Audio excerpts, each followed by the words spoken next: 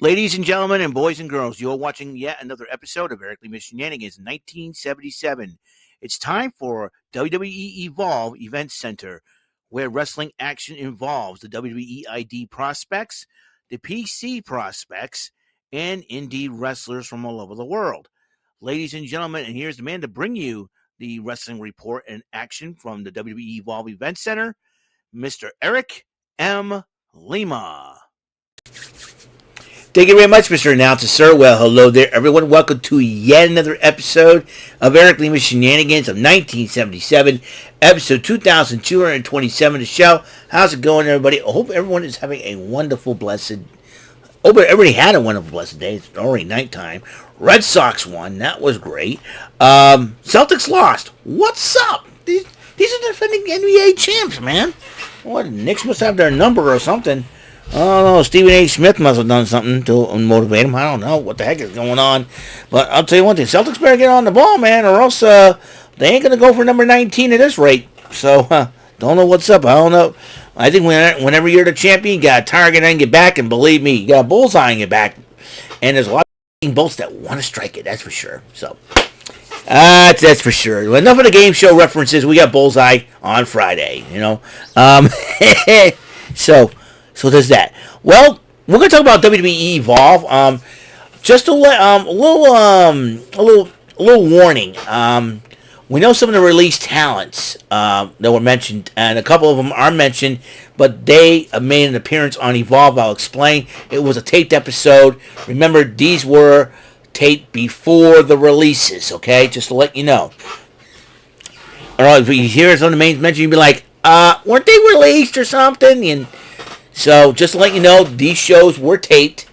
This show was taped before the releases. Okay, just to give you the bearing that in mind.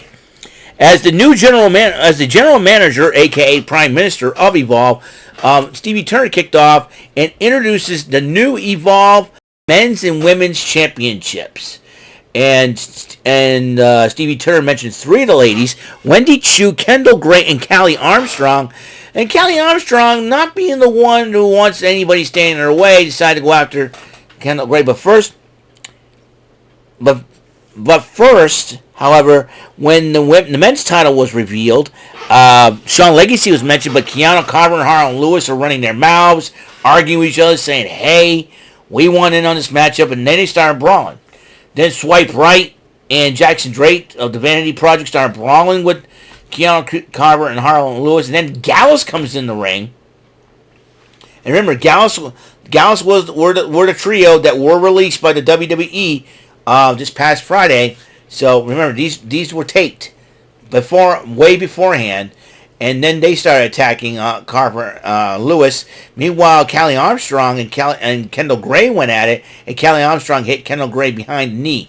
And we found out that Kendall Gray has a match against the lovely, curvaceous, and babylicious Nikkita Lyons. That's right, I like Nikkita Lyons too. Like, tonight was a great night for me in wrestling, watching wrestling. Of course, three of my favorite ladies were in action, two in AEW, one on Evolve. It was a great night for me to see them.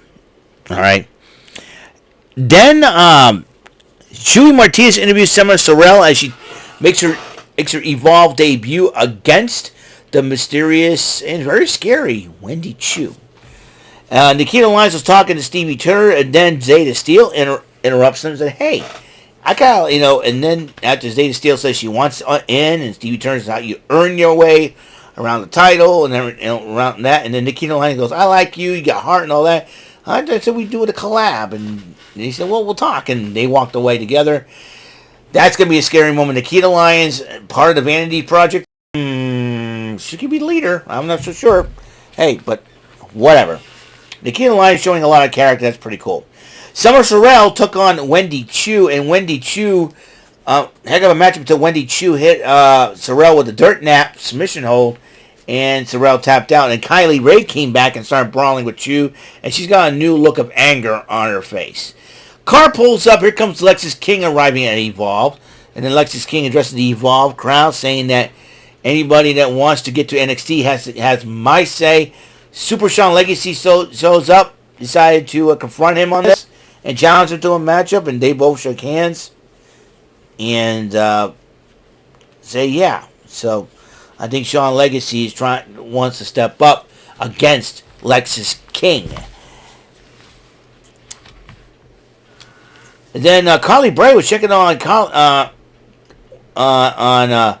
Kendall Gray, and Kendall Gray says no, I'm going to do this by myself.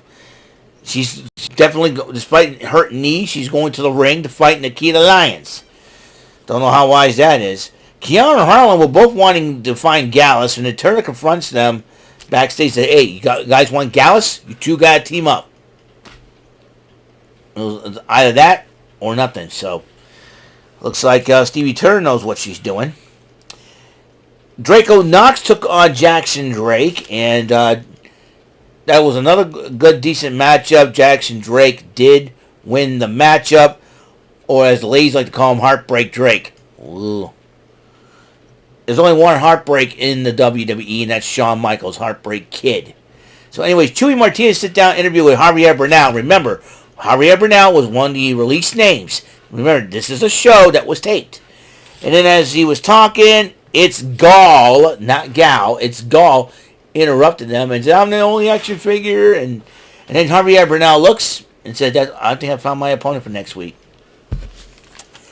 And then Lexis King walked outside the Vanity Project. "Hey, we like you, Lexis King." And they started vibing a little bit with each other. So Lexis King says he likes them, is a big fan of them. So Vanity Project is getting props from Nikkita Lyons and Lexis King. A little endorsement there. Speaking of Nikkita Lyons, the lovely I still like Nikkita Lyons. I don't care if she's going to be a heel or what. I think she's developing more of her character. I think that's going to be a pretty cool thing.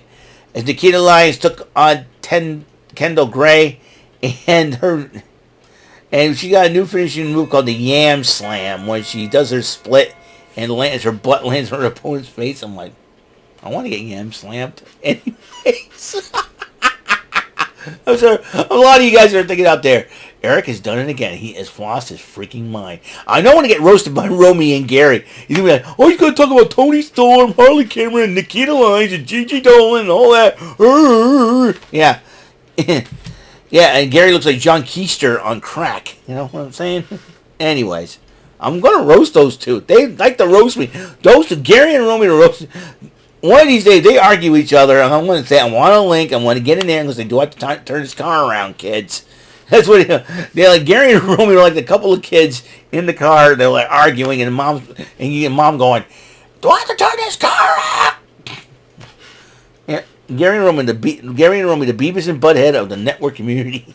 And those two, they should have their own comedy show at this rate. I love them though. I love Gary and Romy. You guys roll. Anyways. It. And then Nikkita Lyons still did pick up the victory. And then after the match, Callie Armstrong continued to attack Gray after the matchup to the knee. And referees had to separate them. And look, Callie Armstrong doesn't want any competition. You know what I'm saying? Hey, it's going to be crazy. Anyways, so again, like I said before, this was a taped show. So that means Gallus and Javier Bernal were the four of the many, 15 names released from the WWE, released from the WWE contracts. So, like I said, this was a taped show. So, what I think about the titles it's going to be something. Whoever comes out champions after these two events, they're going to have targets now. So, will we see a secondary title come into play and evolve? Or the tag team titles come and involve. You never know. But right now, baby steps for Evolve. That's the way it is.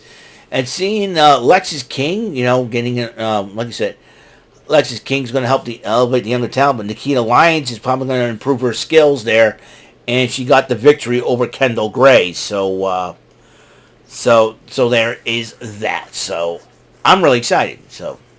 I keep saying so. Yeah. Anyways, that's all the time for episode 2227 of Eric Lima Shenanigans 1977. Next up will be next up will be the 2,228th episode of the show. We'll be talking a little bit AEW Dynamite. Tomorrow's going to be a most interesting day. Because I'll tell you why. When I get home and all that, I got Rant and Rave. Okay. Then I got AEW Collision and TNA Impact going on at the same time. One good thing is Collision's going to be on my TV. I can watch it from there. Impact will be on my tablet. I can watch it from there. And then I got the baseball report. Got a lot to do. A lot on my plate for tomorrow. No, on top of that, got Pressure of Luck, for goodness sake. So we'll see what happens there. So that is all the time we have on this episode of the show. So I will see you on the next episode of the show. We'll talk AEW Dynamite. And until next episode comes rolling around, Mr. Announcer, take us home. That is all for today's episode of the show. This is Mr. Announcer speaking for Eric Lima Shenanigans of 1977. A Big Beefy E and do it for Bob Saget production and in association with a Raving Bull for 3000 Telepictures and Distribution.